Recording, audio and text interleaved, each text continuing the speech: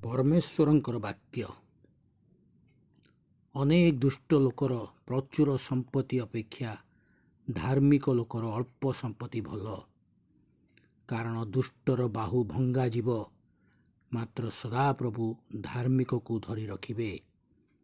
ସଦାପ୍ରଭୁ ସିଦ୍ଧ ଲୋକମାନଙ୍କ ଦିନ ସବୁ ଜାଣନ୍ତି ଓ ସେମାନଙ୍କ ଅଧିକାର ଅନନ୍ତ କାଳ ସ୍ଥାୟୀ ହେବ। ସେମାନେ ବିପଦ ସମୟରେ ଲଜ୍ଜିତ ହେବେ ନାହିଁ, ପୁଣି ଦୁର୍ଭିକ୍ଷ ସମୟରେ ସେମାନେ ପରିତୃପ୍ତ ହେବେ। ମାତ୍ର ଦୁଷ୍ଟମାନେ ବିନଷ୍ଟ ହେବେ, ପୁଣି ସଦାପ୍ରଭୁଙ୍କ ଶତ୍ରୁମାନେ ଚରା ସ୍ଥାନରେ ଶୋଭା ସ୍ୱରୂପ ହେବେ। ସେମାନେ ନିଶେଷିତ ହେବେ, ସେମାନେ ଧୂମରେ ନିଶେଷିତ ହେବେ। ଦୁଷ୍ଟ ଲୋକ ଋଣ କରି ପରିଶୋଧ କରେ ନାହିଁ, ମାତ୍ର ଧାର୍ମିକ ଲୋକ ଦୟା ବ୍ୟବହାର କରି ଦାନ କରେ।